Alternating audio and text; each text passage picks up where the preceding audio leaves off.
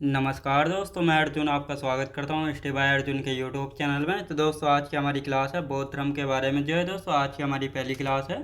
तो दोस्तों वीडियो को अंत तक जरूर देखना ताकि सभी क्वेश्चन जो है आपको आसानी से याद हो जाएं। साथ ही दोस्तों अगर आप हमारे चैनल पर पहली बार आएँ तो हमारे चैनल को भी सब्सक्राइब कर लीजिएगा, साथ ही बेल आइकन को प्रेस कर लीजिएगा ताकि हमारे आने वाले वीडियो का नोटिफिकेशन जो है आप तक पहुँचता रहे। चलिए दोस्तों वीडियो को स्टार्ट करते हैं।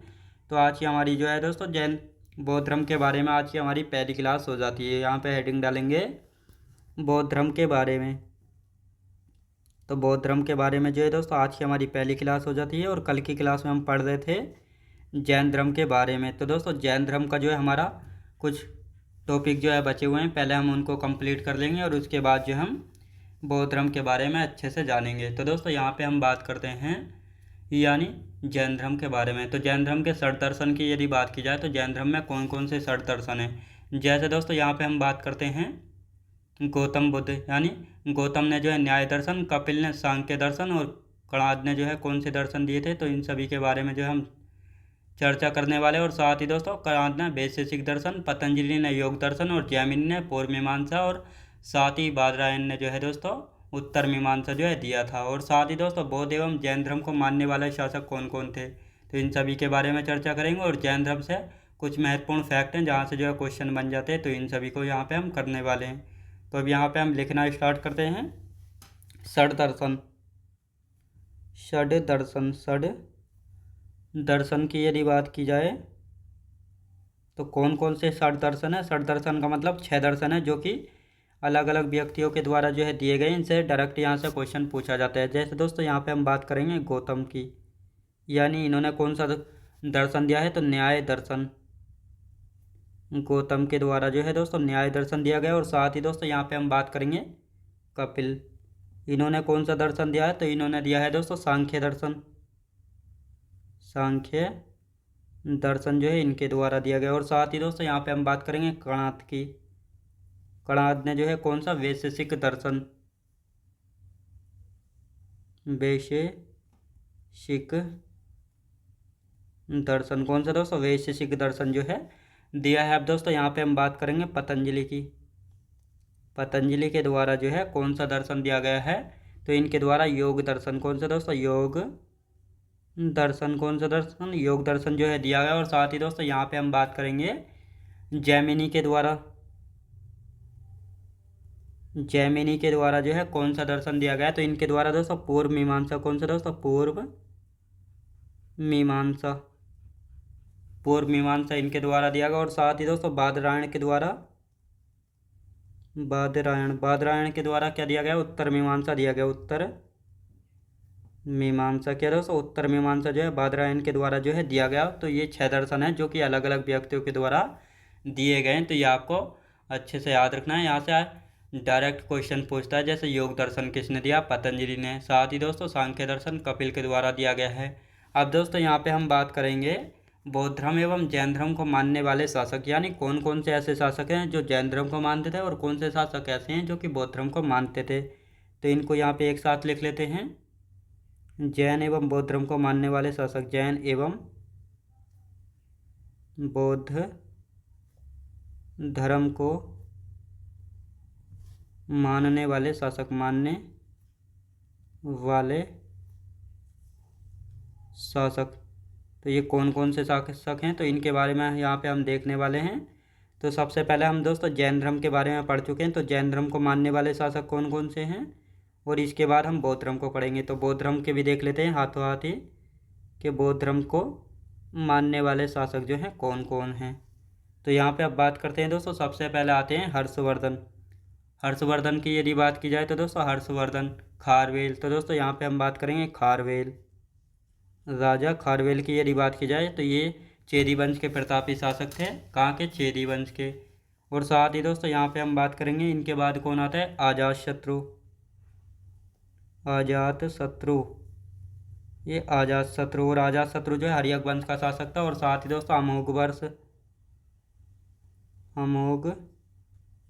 और साथ ही दोस्तों यहाँ पे हम बात करेंगे चंद्रगुप्त मौर्य, चंद्रगुप्त मौर्य। चंद्रगुप्त मौर्य की बात की जाए तो ये कौन थे दोस्तों? मौर्य साम्राज्य के संस्थापक थे। साथ ही दोस्तों उदयन की हम बात करेंगे।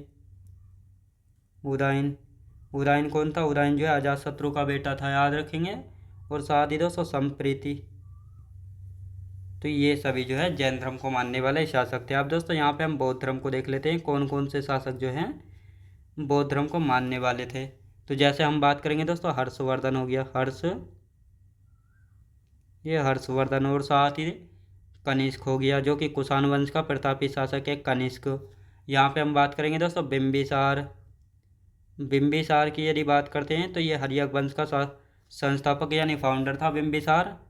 सम्राट अशोक की यदि बात की जाए, सम्राट अशोक कौन था? कौन था दोस्तों? बिंदुसार का बेटा था, जो कि मौर्य साम्राज्य में अशोक के बारे में हम पढ़ते हैं। फिर आते हैं दोस्तों प्रसेनजीत, फिर आते हैं दोस्तों गोपाल, जो कि पाल वंश का शासक था। कौन था दोस्तों? पाल वंश का शासक था तो गोपाल। तो ये आपको अच्छे से पता लग गया होगा कौन से शासक जो है जैन धर्म को मानते थे और कौन से शासक जो है बौद्ध धर्म को मानने वाले थे। अब दोस्तों यहाँ पे हम बात करते हैं जैन धर्म से संबंधित फैक्ट यानी तथ्य, जहाँ से जो क्वेश्चन बन जाते हैं लिख लेते हैं। जैन धर्म से संबंधित, जैन धर्म से संबंधित तथ्य, संबंधित तथ्य। तो कौन से तथ्य जो है जैन धर्म से संबंधित है, इन सभी के बारे में यहाँ पे हम चर्चा करने वाले हैं। तो एक एक करके यहाँ पे दोस्तों लिख लेते हैं इनको। जैसे यहाँ पे बात करेंगे दोस्तों जल मंदिर के बारे में देख लेते हैं दोस्तों। जल मंदिर की यहाँ पे हम बात करेंगे, जल मंदिर। तो ये जल मंदिर जो है जैन धर्म से संबंधित है। और साथ ही दोस्तों इस कहाँ पर है? तो ये बिहार के पावापुरी में, बिहार के पावापुरी में, ये बिहार के पावापुरी में है। और इसके निर्माण की यदि बात की जाए तो इसका निर्माण जो है महावीर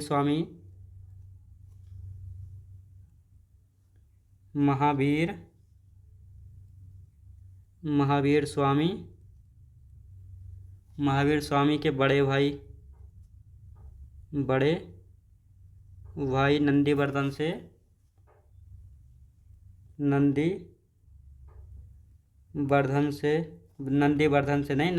ने बनवाया था, नंदीवर्धन ने करवाया था, याद रखें दोस्तों। तो ये आपको अच्छे से याद रखना है। अब दोस्तों यहाँ पे हम बात करने वाले हैं, किसकी बात करेंगे यहाँ पे?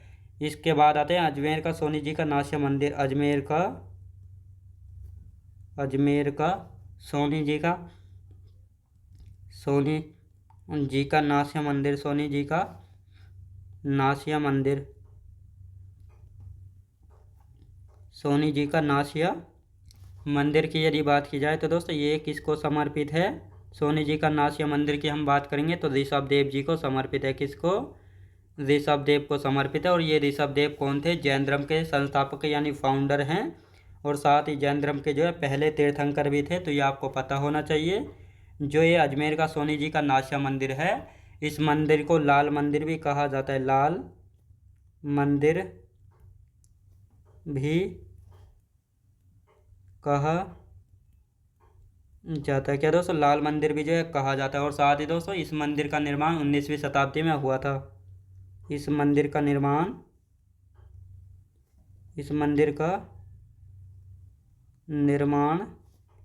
19वीं शताब्दी में हुआ था, 19वीं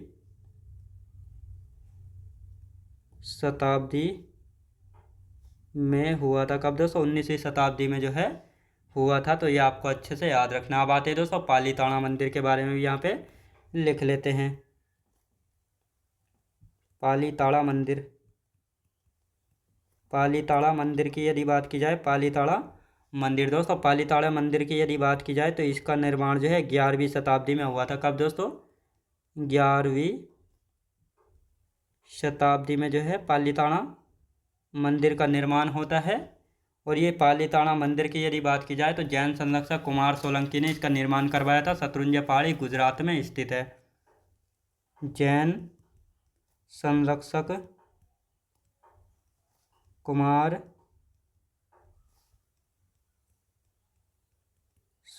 कुमार सोलंकी ने। और साथ ही दोस्तों ये कहाँ पे? शत्रुंजय पहाड़ी। शत्रुंजय पहाड़ी कहाँ पे है? गुजरात में पड़ती है। शत्रुंजय पहाड़ी गुजरात में स्थित है। कहाँ पे दोस्तों? गुजरात में स्थित है। कहाँ पे दोस्तों? गुजरात में जो है स्थित है। तो ये आपको याद रखना है। आप दोस्तों यहाँ पे हम बात करते हैं किसके बारे में बात करेंगे, तो यहाँ पे देख लेते हैं दोस्तों तीर्थंकर, यानी हम जैन धर्म में हमने तीर्थंकर पढ़ा है, तो तीर्थंकर के अर्थ की भी यदि बात की जाए, मैंने भी आपको पहले भी बताया था तीर्थंकर क्या होता है। तो धर्म का रक्षक या आध्यात्मिक शिक्षक होता है जो कि मोक्ष या मुक्ति का मार्ग बताता है। लिखेंगे धर्म का रक्षक, धर्म का रक्षक या आध्यात्मिक गुरु होता है।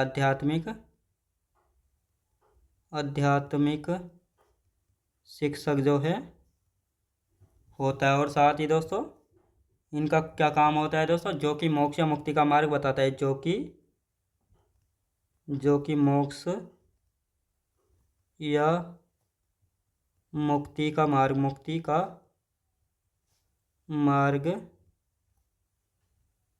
बताता है। मुक्ति का मार्ग जो है बताता है। तो ये आपको अच्छे से याद रखना है। आप दोस्तों यहाँ पे हम बात करेंगे जैन मठों की।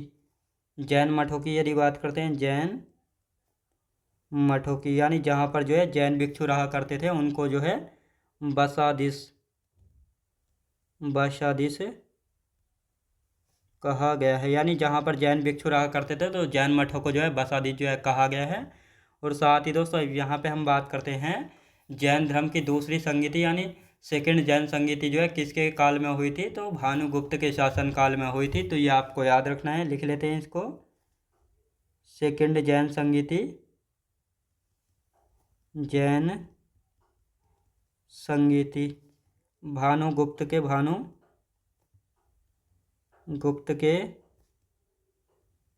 शासन काल में हुई थी। तो ये आपको याद रखना है। आप दोस्तों यहाँ पे हम बात करेंगे, तो ये हमारा टॉपिक जो है कंप्लीट हो चुका है। तो इसको एक बार रिवीजन कर लेते हैं। यानी जो हमारा जैन धर्म का टॉपिक है कंप्लीट हो चुका है, तो इसका रिवीजन कर लेते हैं। और उसके बाद जो अच्छे से किसके बारे में जानेंगे, फिर जानेंगे दोस्तों बौद्ध धर्म के बारे में। तो दोस्तों षट दर्शन की यदि बात की जाए तो ये 6 दर्शन है। जैसे गौतम ने दिया था न्याय दर्शन, कपिल की बात की जाए तो सांख्य दर्शन, कणाद की बात की जाए तो वैशेषिक दर्शन, पतंजलि ने योग दर्शन दिया था। क्या दोस्तों? योग दर्शन। जैमिनी ने पूर्व मीमांसा। तो यहाँ पे हम बात करते हैं दोस्तों किसकी बात करते हैं, यानी जैमिनी ने पूर्व मीमांसा दिया था।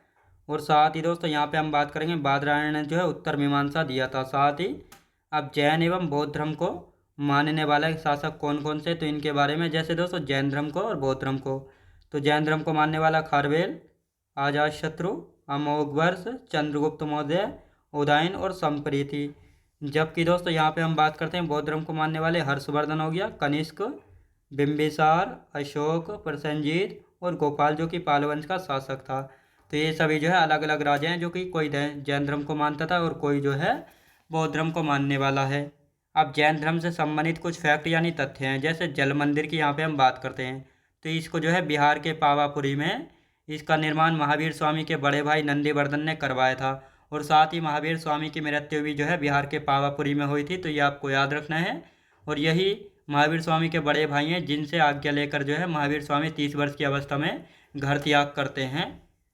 साथ ही अजमेर का सोनी जी का नाश्य मंदिर, ये किसको समर्पित है? ऋषभ देव को समर्पित है। और ये ऋषभ देव जो है 24 तीर्थंकरों में से पहले तीर्थंकर थे, यानी प्रथम। और इन्हीं को जो है जैन धर्म का संस्थापक यानी फाउंडर जो है माना जाता है। लेकिन वास्तविक संस्थापक या रियल फाउंडर माना जाता है महावीर स्वामी को। साथ ही जो अजमेर का सोनी जी का नाश्य मंदिर है, इसको लाल मंदिर भी कहा जाता है। और इसका निर्माण जो है 19वीं शताब्दी में हुआ था। कब दोस्तों? 19वीं शताब्दी में। पालीताना मंदिर, इसका निर्माण 11वीं शताब्दी में जैन संरक्षक कुमार सोलंकी ने करवाया था शत्रुंजय पहाड़ी गुजरात में, यानी शत्रुंजय पहाड़ी गुजरात में। और इन्हीं पहाड़ियों पर जो है पालीताना मंदिर का निर्माण करवाया था। तीर्थंकर की यदि बात की जाए, जैन धर्म में जो 24 तीर्थंकर थे। अब तीर्थंकर का अर्थ क्या है? तो धर्म का रक्षक या आध्यात्मिक शिक्षक होता है जिसका काम होता है जो कि मोक्ष या मुक्ति का मार्ग बताता है। जैन मठों को क्या कहते हैं, यानी जहाँ पर जो है जैन भिक्षु रहा करते थे उनको जैन मठ जो है कहते हैं। अब जैन मठों को क्या कहा गया? बशाधीश कहा गया। क्या दोस्तों? बशाधीश। साथ ही सेकंड जैन संगीति कब हुई थी? तो ये तो आप सभी को पता है 512 एडी में हुई थी। ये भानुगुप्त के शासनकाल में हुई थी। कब दोस्तों? भानुगुप्त के शासनकाल में जो है हुई थी, तो ये आपको अच्छे से पता होना चाहिए। अब आते हैं दोस्तों किसके बारे में बात करेंगे, बौद्ध धर्म के बारे में बात करेंगे। तो यहाँ पे हम हेडिंग डाल लेते हैं बौद्ध धर्म। बौद्ध बौद्ध धर्म की यदि बात की जाए तो आज की जो है दोस्तों बौद्ध धर्म की हमारी पहली क्लास हो जाती है। बौद्ध धर्म के बारे में पहले थोड़ा समझ लेते हैं दोस्तों। बौद्ध धर्म की यदि बात की जाए तो आप सभी को पता होगा बौद्ध धर्म के संस्थापक या फाउंडर किसको, महात्मा बुद्ध को जो है माना जाता है। अब दोस्तों यानी ये महात्मा बुद्ध जो है, यानी गौतम से में ये महात्मा बुद्ध कैसे बने थे, कहा जाता है कि जब इनका जन्म हुआ था महावीर, किसका दोस्तों, महात्मा बुद्ध का, यानी इनके बचपन का नाम था महात्मा बुद्ध का सिद्धार्थ। यानी जब सिद्धार्थ का जन्म हुआ तो इनके पिता ने जो है इनकी जन्म कुंडली जो है कई सारे ब्राह्मणों को दिखाई थी। जब इन्होंने अपने बेटे की कुंडली कई सारे ब्राह्मणों को दिखाई तो सभी ब्राह्मणों ने कहा आपका बेटा या तो बहुत बड़ा क्या बनेगा दोस्तों, बहुत बड़ा सम्राट बनेगा, या तो आपका बेटा एक बौद्ध भिक्षु जो है बनेगा, क्या दोस्तों, एक यह सन्यासी बनेगा। तो साथ ही दोस्तों इसी बात को लेकर जो है इनके पिता कौन थे दोस्तों, सिद्धार्थ के शुद्धोधन थे। तो इनके पिता को चिंता होने लगी कि हमारा एक ही लड़का है, वह भी जो है सन्यासी बन सकता है।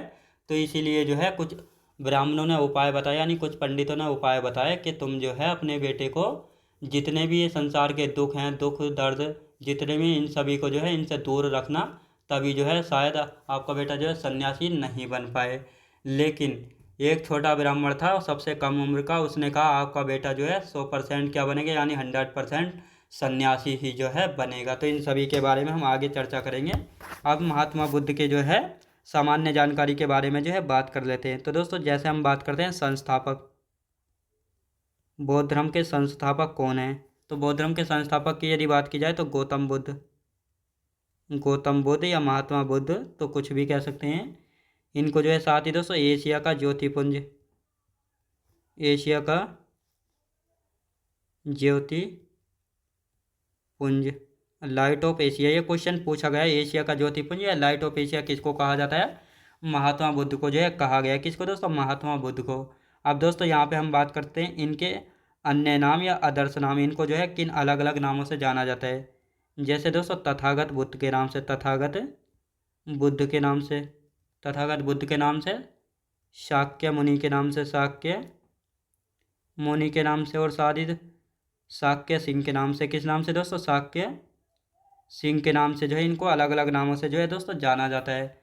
अब दोस्तों यहाँ पे हम बात करते हैं इनके जन्म की। इनका जन्म जो है कब हुआ था, तो 563 BC में जो है महात्मा बुद्ध का जन्म हुआ था लुम्बिनी नेपाल में। कहाँ पे दोस्तों, लुम्बिनी नेपाल में जो है महात्मा बुद्ध का जन्म हुआ था।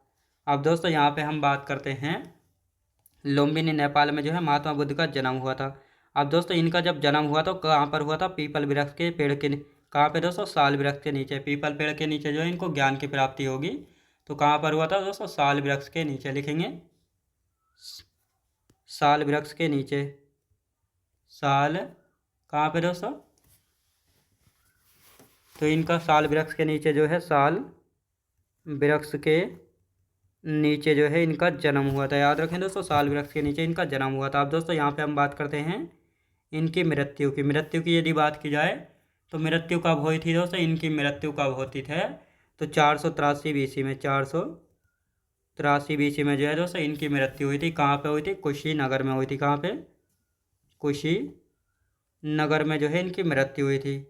अब दोस्तों यहाँ पे हम बात करने वाले हैं, इनकी मृत्यु भी हो गई, जन्म भी हो गया, बचपन का नाम क्या था, बचपन का नाम, बचपन के नाम की यदि बात की जाए तो इनका बचपन का नाम था दोस्तों सिद्धार्थ, यानी इनके बचपन का नाम क्या था, सिद्धार्थ। और साथ ही दोस्तों इनके पिताजी की यदि बात की जाए तो इनके पिता कौन थे, शुद्धोधन थे, शुद्धोधन। याद रखें दोस्तों, शुद्धोधन की यदि बात की जाए तो शाक्य गणराज्य से संबंधित है, शाक्य गणराज्य के राजा थे शुद्धोधन, तो ये आपको याद रखना है। और साथ ही दोस्तों इनकी माता की यदि बात की जाए तो इनकी माता कौन थी, माता थी महामाया, माया देवी या महामाया, तो कुछ भी लिखा मिल सकता है आपको, महामाया या माया देवी। और साथ ही दोस्तों अब इनके यहाँ पे बात करते हैं जन्म के बारे में, यानी जन्म 563 BC में लुम्बिनी नेपाल में हुआ था। और साथ ही दोस्तों यहाँ पे यानी सिद्धार्थ के जन्म के बाद, सिद्धार्थ के जन्म के 7वें दिन बाद इनकी माता महामाया का देहांत हो गया। महामाया का देहांत हो गया था। देहांत जो हो गया था। और साथ ही दोस्तों इसीलिए अभी दोस्तों जब इनकी माता का देहांत हो गया था तब इनका पालन पोषण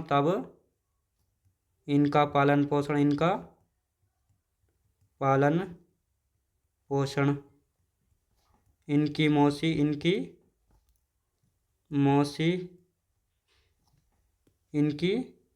मौसी की यदि बात की जाए तो दोस्तों इनकी मौसी प्रजापति गौतमी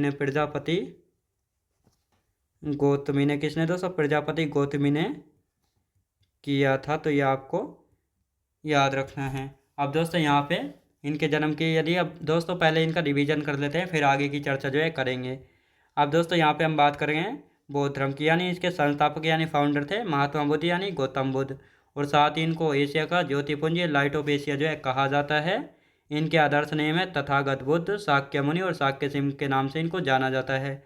जन्म की बात की जाए तो 563 BC में जो है लुम्बिनी नेपाल में इनका जन्म हुआ था, साल वृक्ष के नीचे। और साथ ही दोस्तों इनके जन्म के 7वें दिन बाद जो इनकी माता का जो है देहांत हो गया था महामाया का। और इसके बाद जब देहांत हो गया उनका तो इनके बाद जो इनका पालन पोषण किसने किया था? तो इनकी मौसी थी प्रजापति गौतमी, तो इन्होंने जो है इनका पालन पोषण किया था।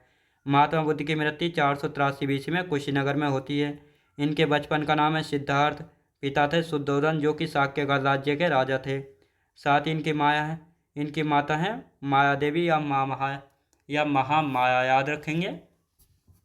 अब यहाँ पे सिद्धार्थ के जन्म के 7वें दिन बाद जो है इनकी माता महामाया का जो है देहांत हो गया था।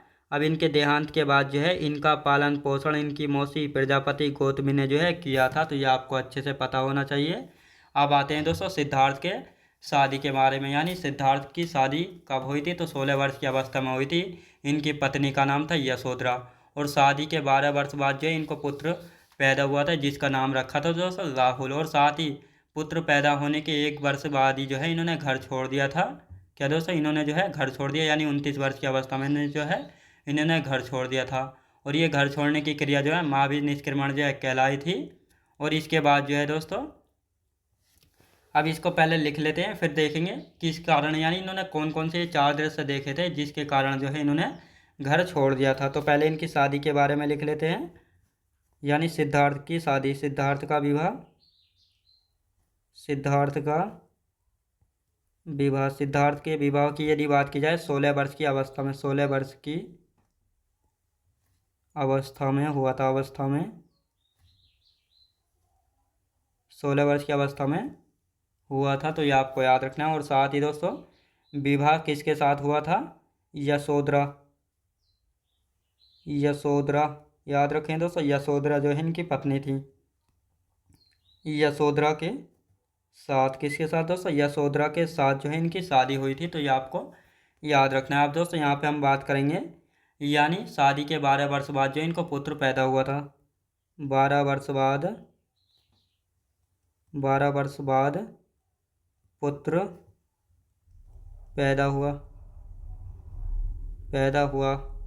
जिसका नाम दोस्तों, जिसके नाम की यदि बात की जाए तो नाम क्या रखा था? राहुल रखा था। क्या दोस्तों? जिनका नाम जो है राहुल रखा था। तो ये आपको याद रखना है। अब दोस्तों यहाँ पे हम बात करते हैं, यानी 29 वर्ष की अवस्था में घर छोड़ दिया था, लिखेंगे दोस्तों 29 वर्ष की अवस्था में, 29 वर्ष की अवस्था में घर छोड़ दिया। तो दोस्तों अभी पहले इनकी थ्योरी लिख लेते हैं, अभी इसको अच्छे से समझेंगे। 29 वर्ष की अवस्था में घर छोड़ दिया। और ये घर छोड़ने की क्रिया क्या कहलाई थी? महावीर निष्क्रमण कहलाई थी। याद रखें दोस्तों महावीर निष्क्रमण जो है कहलाई थी। अब दोस्तों इन्होंने 4 दृश्य कौन कौन से देखे थे जिनके कारण जो है घर छोड़ने के लिए अग्रसर हुए थे, यानी आगे बढ़े थे, लिखेंगे 4 दृश्य देखे जिनके कारण महात्मा बुद्ध ने घर छोड़ दिया था। 4 दृश्य देखे जिनके कारण महात्मा बुद्ध ने घर छोड़ दिया और सन्यासी बनने की तरफ जो है बढ़ गए थे। अब दोस्तों यहाँ पे हम बात करते हैं, तो ये चारों को लिख लेते हैं। दोस्तों यहाँ पे हम बात करेंगे बूढ़ा व्यक्ति। बूढ़ा व्यक्ति देखा था इन्होंने, बूढ़ा व्यक्ति पहला दृश्य। दूसरे की यदि बात की जाए, दूसरा दृश्य बीमार व्यक्ति देखा, बीमार व्यक्ति क्या देखा दोस्तों, बीमार व्यक्ति। तीसरे व्यक्ति की यदि बात की जाए तो मृतशैया, मृतशैया यानी मृतशैया। और चौथे व्यक्ति की यदि बात की जाए तो सन्यासी देखा था, क्या दोस्तों, सन्यासी देखा था। और साथ ही दोस्तों इनके सारथी का क्या नाम था, सारथी जो घोड़ा रथ चलाने वाला होता है उसको दोस्तों सारथी कहा जाता है। सारथी का नाम था चन्ना, क्या था दोस्तों, चन्ना। और घोड़े की यदि बात की जाए तो इनके घोड़े का क्या नाम था, कंथक, याद रखेंगे, कंथक क्या था दोस्तों, कंथक।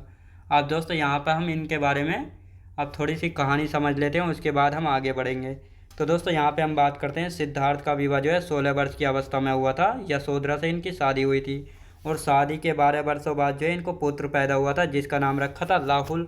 अब दोस्तों पुत्र पैदा होने के 1 साल बाद ही यानी 29 वर्ष की अवस्था में इन्होंने घर छोड़ दिया, जो कि महावीर निष्क्रमण की क्रिया जो है कहलाई थी। अब दोस्तों ऐसा इन्होंने क्या देखा था जो एकदम घर छोड़ दिया था, तो इन्होंने 4 दृश्य देखे थे जिनके कारण जो है महात्मा बुद्ध ने घर छोड़ दिया था। कहा जाता है कि महात्मा बुद्ध जो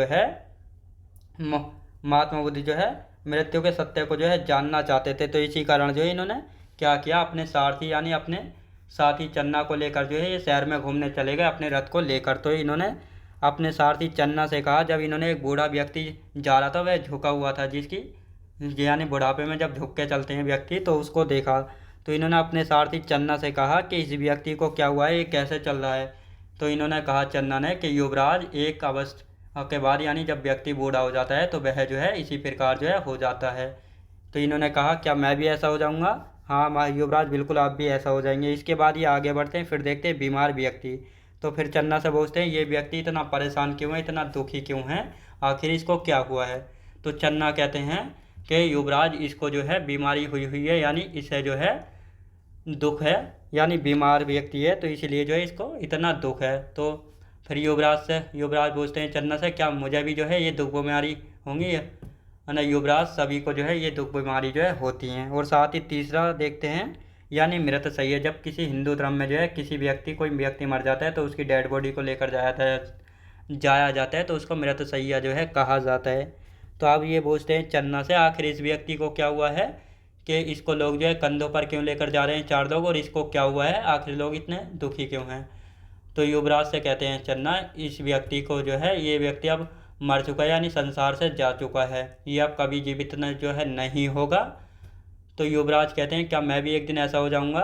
तो चन्ना कहते हैं युवराज जो इस दुनिया में आया उसको एक न एक दिन जो है नष्ट हो जाना है, आपको भी जो है जाना है। और चौथा दृश्य देखते हैं एक सन्यासी को।